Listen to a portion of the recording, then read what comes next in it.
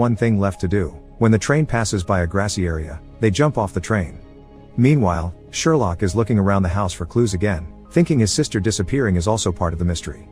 The housekeeper calls him out for thinking like that the same way Enola did, and after mentioning the girl left her some money, she asks Sherlock not to abandon his sister again because Mycroft's contacting the police to find her.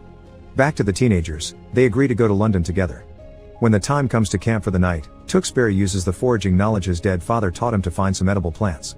While they bond over their weird families and their fears of living a life that isn't suited for them, Enola cuts Tewkesbury's hair so he's harder to identify. In the morning, they hitch a ride to London, where they part ways.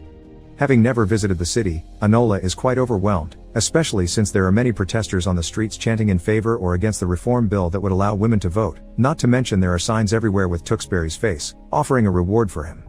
Enola decides the first step is to acquire a disguise, and knowing how Mycroft would have described her to the cops, she decides the perfect disguise is proper lady clothes. In the meantime, Sherlock has turned down the case of Tewkesbury's disappearance because he wants to find his mother and sister. Ignoring Mycroft's protest against that decision, Sherlock finds a clue in the news of two boys jumping off the train.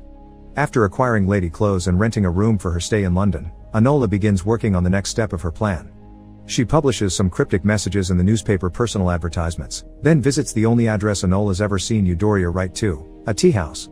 Once there, she hears some weird noises coming from the first floor and goes upstairs to check it out. This is how she finds Edith's Jiu-Jitsu Academy for women. Edith had been Enola's first teacher, and while Enola doesn't remember her from those days, she does realize Edith is one of the women that attended Eudoria's secret meetings. Edith refuses to share information about the kind of work Eudora is involved in, so Enola tries to get it out of her by force, but she fails to do the special corkscrew move and Edith easily defeats her. Before leaving, Enola sees a box full of dynamite with a logo that matches the box that was at her house during Eudoria's secret meetings.